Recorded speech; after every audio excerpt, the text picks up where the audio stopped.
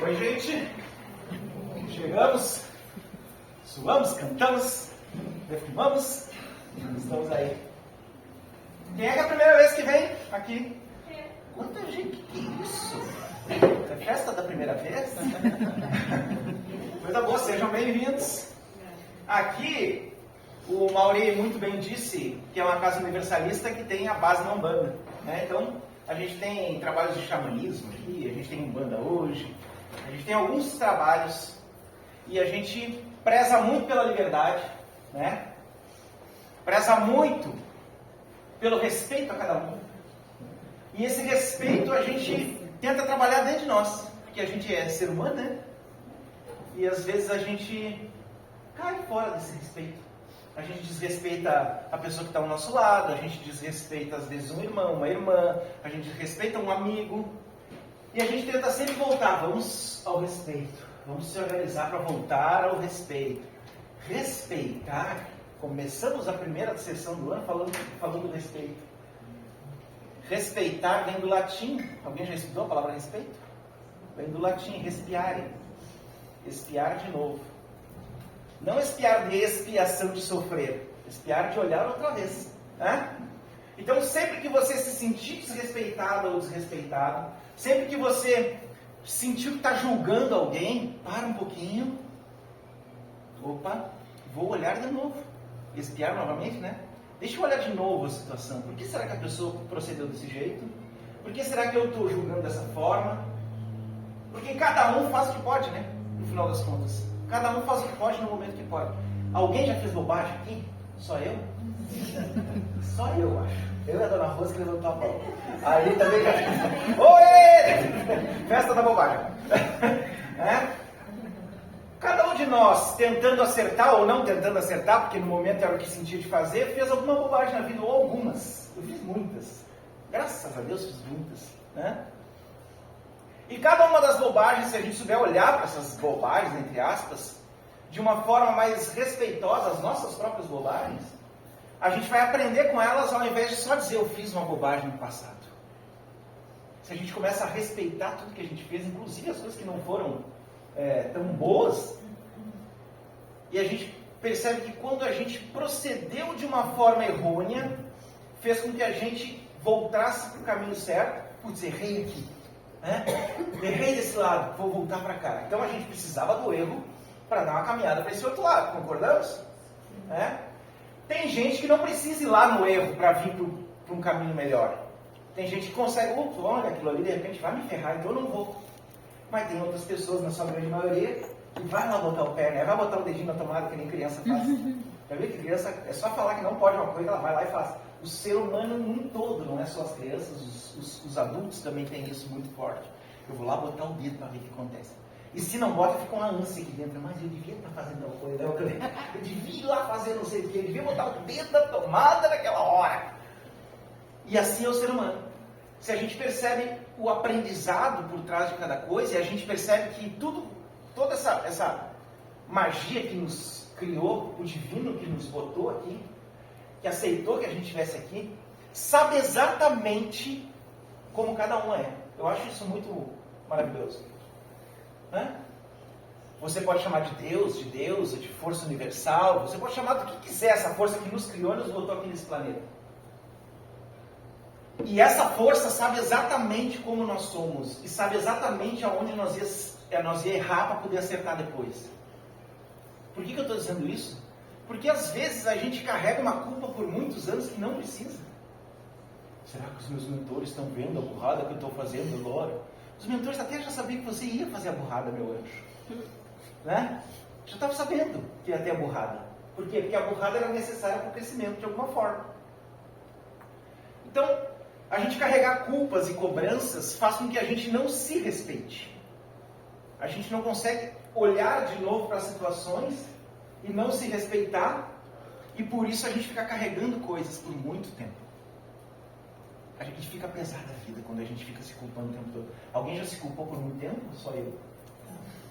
Também, não é? Aqui é uma turma. E aí a gente vai dormir e tá lembrando daquela culpa, a gente acorda e tá lembrando daquela culpa, a gente até quando acorda, às vezes acorda um pouquinho melhor, porque deu uma dormida, e aí os mentores provavelmente deram um dar um passe dessa pessoa, pelo amor do céu, né? Mas depois, durante o dia, a gente vai lembrando daquela culpa. Às vezes a gente está forçando por não se olhar de novo, por não respeitar os nossos movimentos, e por cair nessa dualidade de que tudo tem que ser só bom, sendo que a gente faz um monte de coisa que não é tão boa assim, né? Todos nós, em algum momento. Por não olhar dessa forma, a gente tem até tendência a ficar buscando a dor. Alguém já buscou a dor? Eu e a Jéssica só. Ah, o Rosemar também. Buscar a dor. Às vezes a gente até está esquecendo a dor, né?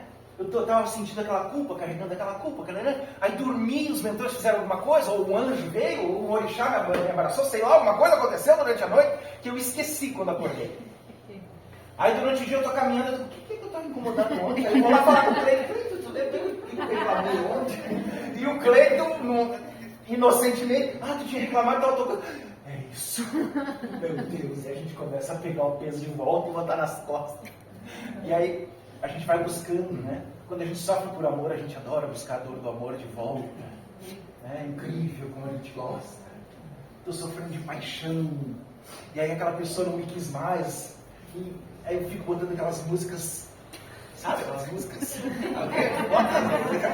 Alguém bota essas músicas. Aquelas músicas sofridas, aquelas sofrências. Tem uma, eu não lembro agora a música de sofrência para cantar. Raspando o chifre no asfalto. Meu Deus! Raspando o chifre no asfalto, não lembro agora. Uma vez eu estava sofrendo de amor, e quando eu tinha uma empresa de informática, isso eu estou com 49 anos, então eu acho que eu tinha uns 25 nessa época.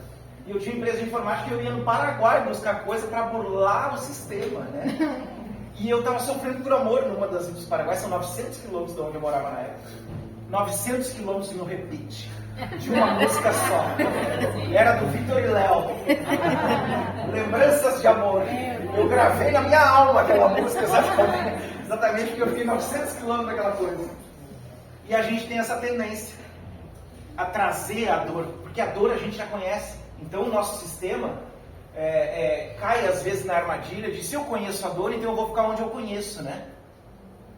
Eu não conheço direito o amor, então alguém diz que me ama, alguém diz que me quer, não só em termos de relacionamento afetivo, mas até um irmão nosso, um amigo, a mãe, o pai, alguém nos diz que nos ama e a gente dá um passinho para trás.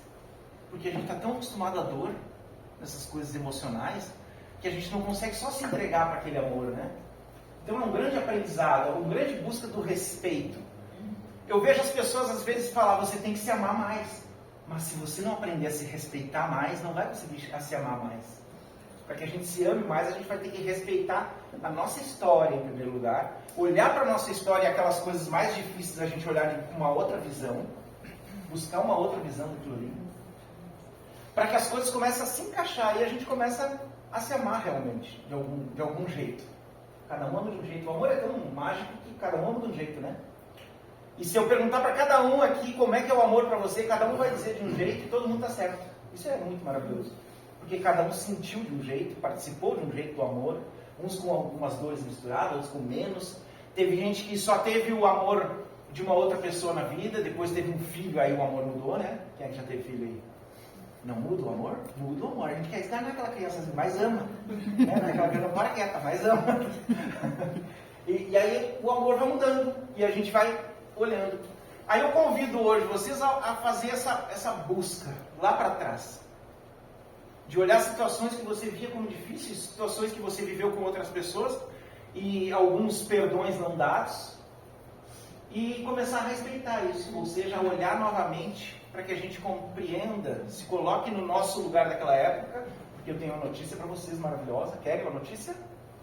A pessoa que você é hoje não é a pessoa que fez a bobagem lá atrás. Você tem só a lembrança disso, mas depois de tudo que você passou, você é outra pessoa. E se a gente não se respeitar e não olhar para isso, a gente vai achar que a gente é a mesma pessoa lá de trás. Então, a necessidade desse respeito é para ontem. A necessidade de olhar direito para as coisas é para ontem. Para que a gente entenda que a gente não é mais aquela pessoa que errou lá atrás. Por mais que aí dentro de você, mas tá tão forte aqui a minha culpa, minha cobrança, meu não sei o quê, ou a culpa que eu jogo em cima do outro também, porque a gente gosta de fazer de vítima, né? Só eu não. Faz tempo que eu não me faço de vítima. Mas às vezes eu me faço. Às vezes eu sou a pessoa que mais sofre no planeta. E cada um, a gente tem essas nuances, e as situações vão trazendo essas nuances para que a gente vá vivenciando elas e percebendo o que a gente tem que ir melhorando. Se a gente não olhar de frente com respeito por nós mesmos, a gente vai virar um bando de fanático em algum momento. Sabia disso? Você já viu que tem um monte de fanático por aí? Deve ter fanático aí no meio. Quem é fanático não vai levantar a mão.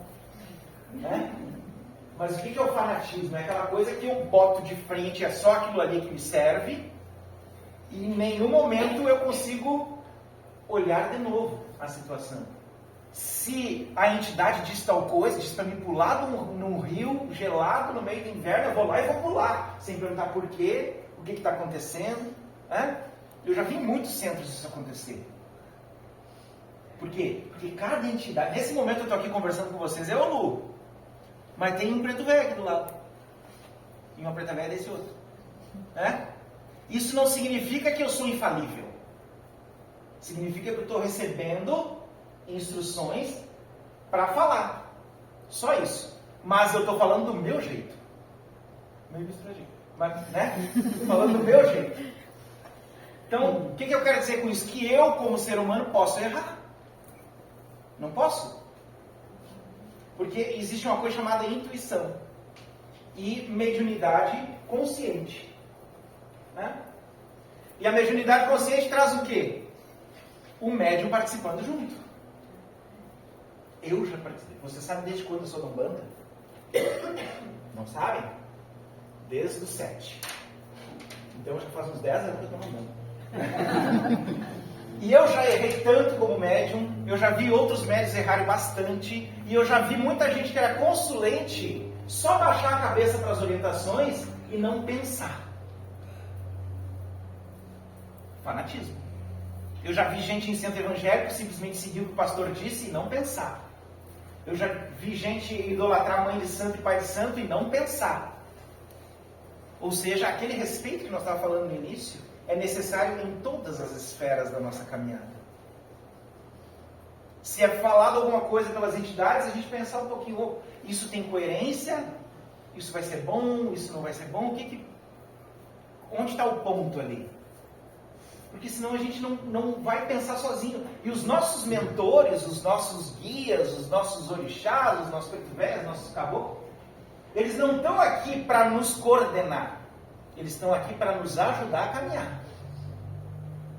E no ajudar a caminhar, eles torcem que a gente pense sozinho. Que a gente pense e desenvolva a nossa capacidade de percepção das coisas. Eles dão um auxílio, vai por aqui, faz aqui, vai ali. Mas eles torcem por nós. Eles não precisam estar chegando aqui o tempo todo, para mostrar que está ali. Às vezes é o médico que tem as suas inseguranças que precisa. Eu já tive essas inseguranças. Ainda tenho insegurança de vez em quando.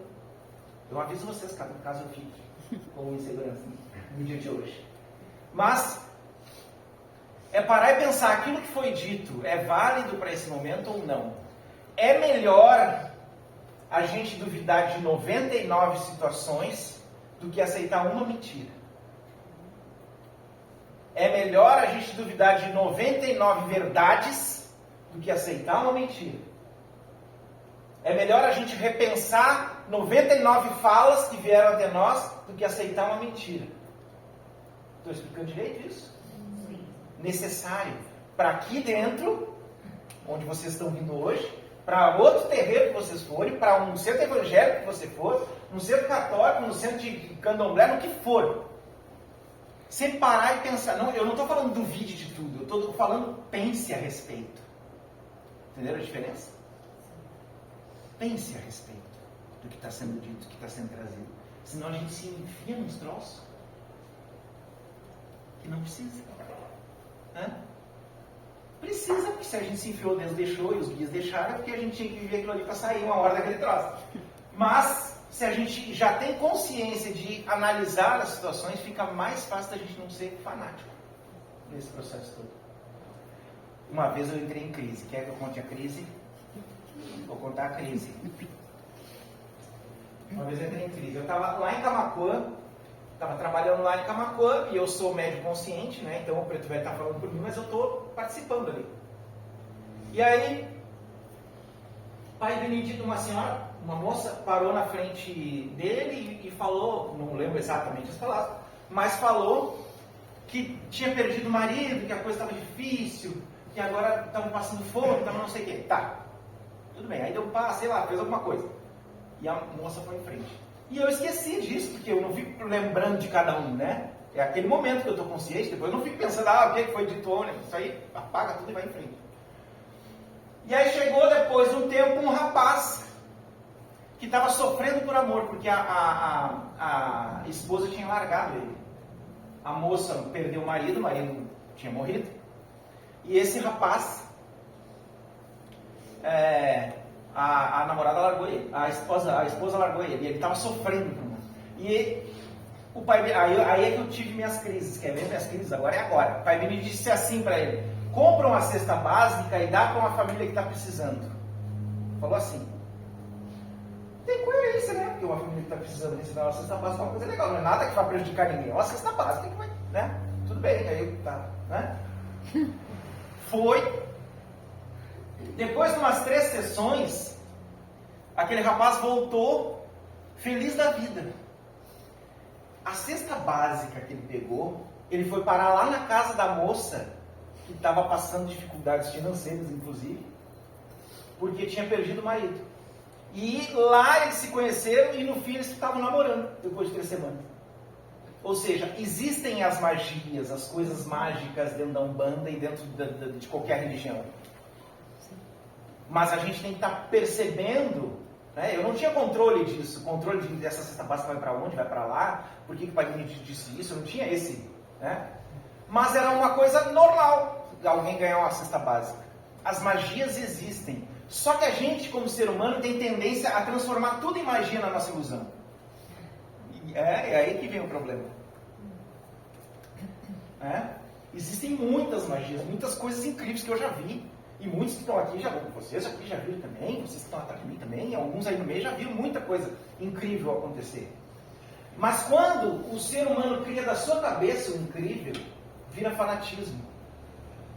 E aí esse ser humano não vai se desenvolver tão fácil dentro da espiritualidade, ele vai ficar preso naquilo.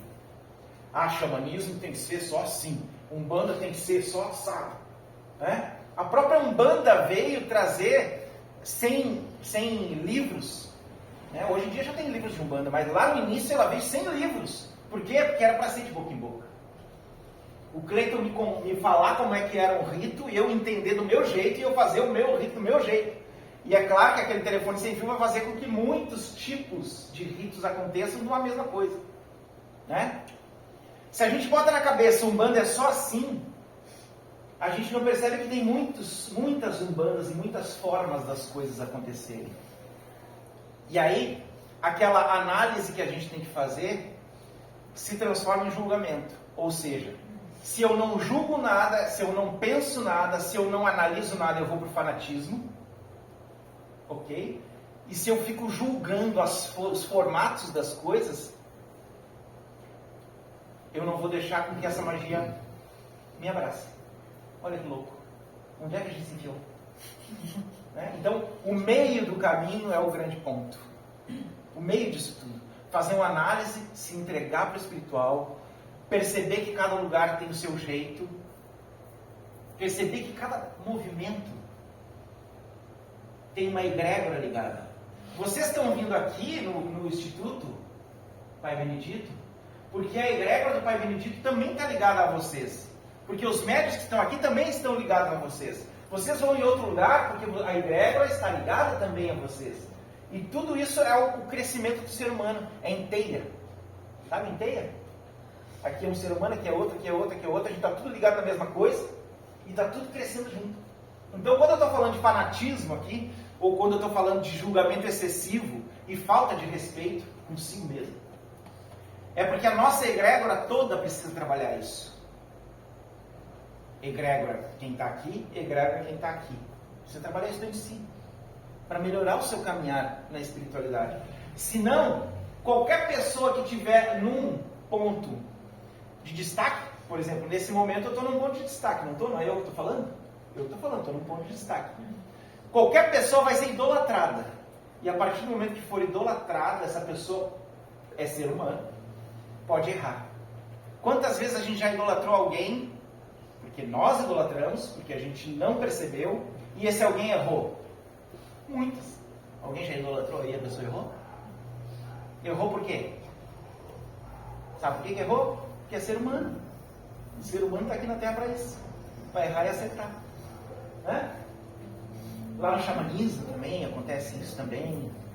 Em muitos lugares da Umbanda. O espiritismo, agora kardecista, de Allan Kardec, ele veio com livros específicos para serem seguidos. Tá? As obras básicas do espiritismo são para ser estudadas e seguidas. Quem não estudou ainda, por favor, estude, vai fazer bem para você. A Bíblia é para ser seguida nas religiões que estudam a Bíblia. Quem não estudou a Bíblia e não leu a Bíblia ainda, vai fazer bem para você também.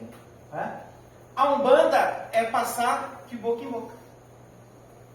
Por quê? Porque a Umbanda está trabalhando todas as nuances do ser para que a gente saia do fanatismo um dia. Mas eu fui numa casa que todo mundo era meio fanático. Porque o ser humano é assim. Cabe a nós ir saindo desse fanatismo. Eu fui numa casa que diziam que a gente não podia ir em nenhuma outra casa. A gente tem umas 3 casas misturadas aqui hoje, né? 4, eu acho. Aqui, tem mais aí? O pessoal dando cura lá, tá aí no meio, né?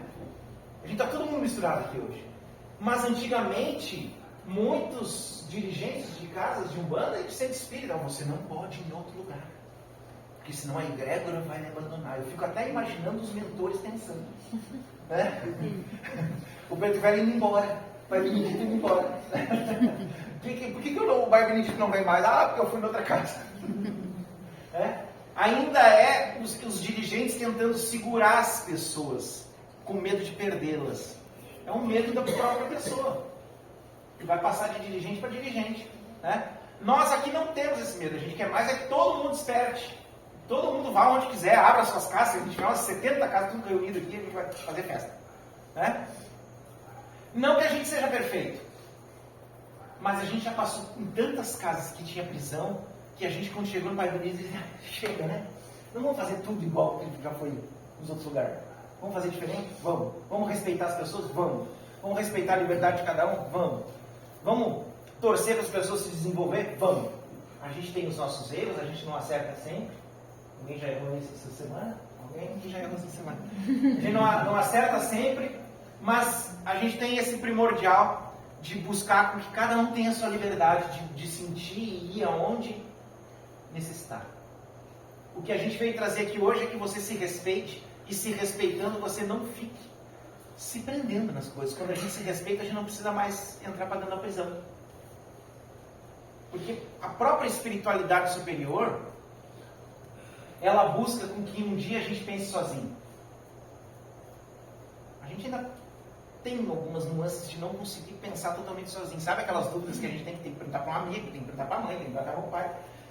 Dúvidas do ser. Alguém já teve as dúvidas do ser, que teve que perguntar para alguém? Né? Dúvidas do ser. Estou confuso, o que eu podia fazer? E aí o Cleito vai dar a opinião dele, a gente vai tentar achar alguma coisa, vamos lá, e a vida é essa. Né?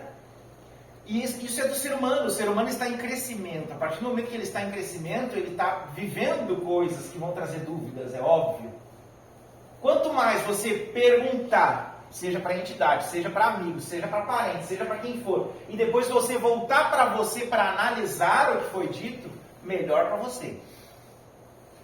Se a pessoa, a entidade, ou sei lá quem, só falar e você só segue sem pensar nisso, você não cresce.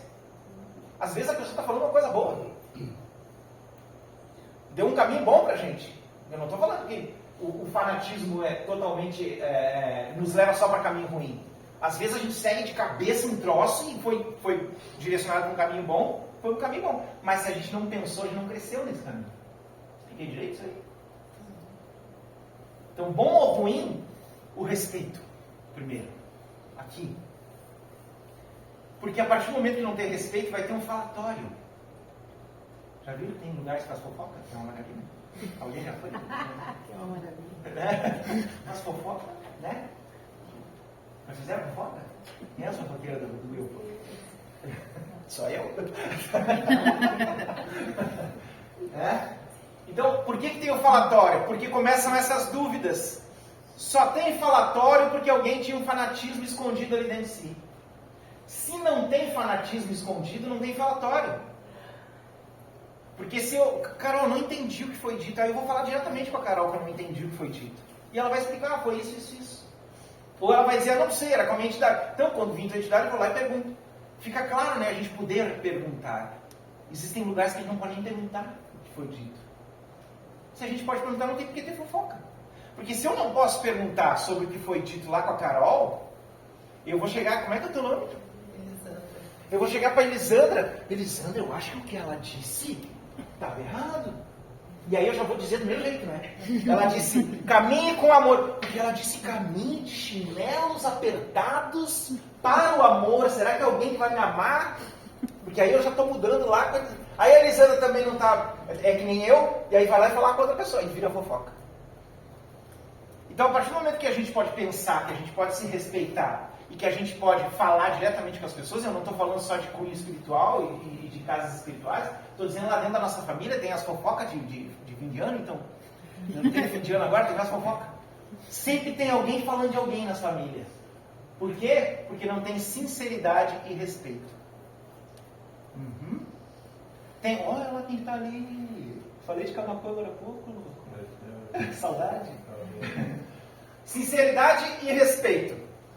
Se eu posso ser sincero com quem está à minha volta na minha família e as pessoas não ficam se melindrando, sabe quem quer se melindrar? Alguém já se melindrou aí? Alguém falou uma verdade? Ai, por que falou pra mim isso? Esses melindres só cortam a sinceridade, né? Ou tem gente que é sincera agressiva, né? Alguém aí? Sincera agressiva. Não consegue só falar, eu gostei dos teus óculos ou não gostei dos teus óculos. Eu não gostei desses óculos. Né? Calma, para que esse troço? Calma agora, respira, né? Então, por que a sinceridade é agressiva às vezes? Porque a pessoa está lutando contra ela mesma para conseguir ser sincera e já atacando o outro para que ele não rebata. Eu dou uns gritos para não rebater, né? É assim. E a partir do momento que o ser humano se estuda, ele começa a mudar aqui, a organizar aqui o troço. Opa, eu tenho que ser mais sincero, mas eu posso ser mais tranquilo.